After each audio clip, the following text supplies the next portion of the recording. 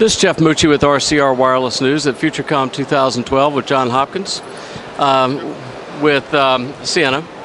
John, thanks for your time today. My pleasure.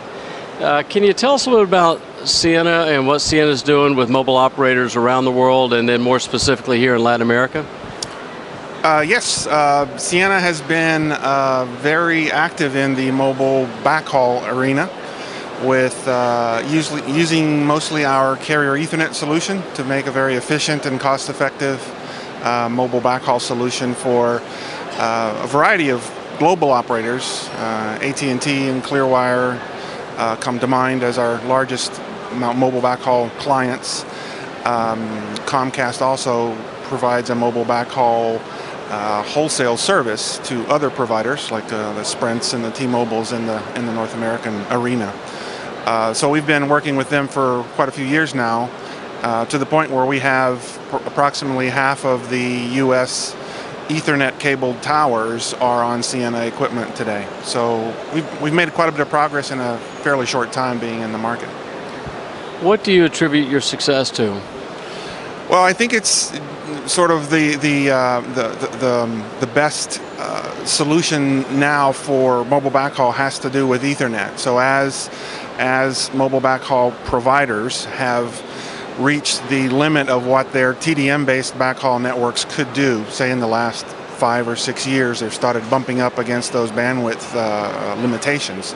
They've looked toward an Ethernet solution being very cost-effective, very flexible in terms of that bandwidth allocation, very rich in terms of characteristics for quality of service and low latency and all the things they look for. And now, as they look to make the leap to LTE, those become really critical, not just nice to have, but critical. So we've been in the right place with the right solution, I think, over that same period of transition to where we've been able to answer that with a very cost-effective solution. The other aspect that we're actually highlighting here at the show is the fact that our solution is very easy to deploy. Some of our clients have deployed literally hundreds of towers a day. So these can't be high-touch, roll a truck to every tower with lots of technical programming of these endpoints. They have to be what we call zero-touch deployments. So we've built in a lot of facilities into our solution that makes them just very plug and play, very easy to deploy, and I think that also hit their growth curve at the right time, at the right place, and that will only get more and more challenging as they go to small cells and picocells and femtocells and the like, as they try to deploy more and more endpoints. So we think we have the right solution to that problem.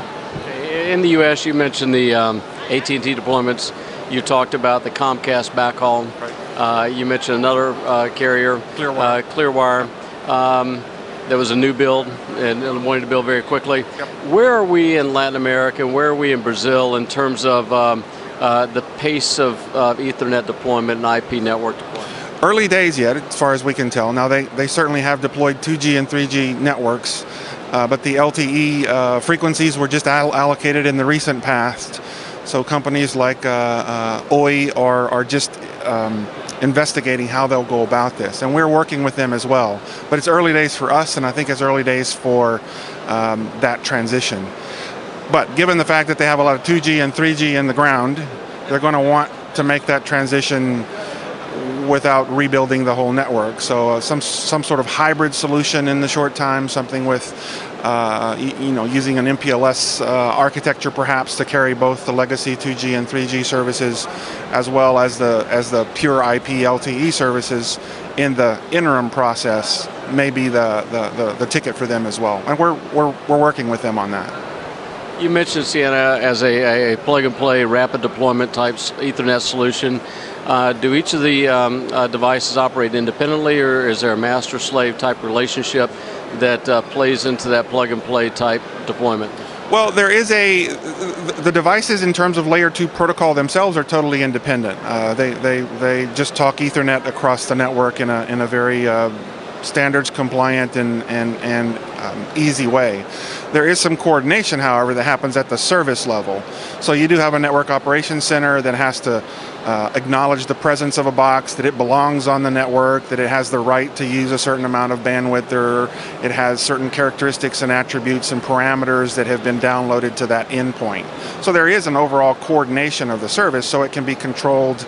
A lot of monitoring of what's going on there to establish connectivity at the very basic level, but also to measure performance parameters over time. So there is an overall coordination, but the actual layer 2 infrastructure is not dependent on a master-slave kind of or server or client kind of architecture. As we go forward and move into LTE, where synchronization, time synchronization becomes more important, there's another layer of master-slave or a coordination that needs to happen in the network, but it's not Ethernet proper that needs that. It's the timing distribution itself. You mentioned it's been a while since you've been back to the Brazilian market. What's had the biggest impact on you at this year's show? It's been an interesting show. We've had a lot of traffic at the booth. We've had a lot of good discussions. I think the basic theme that we can see here is just a lot of what we call network transformation or network modernization.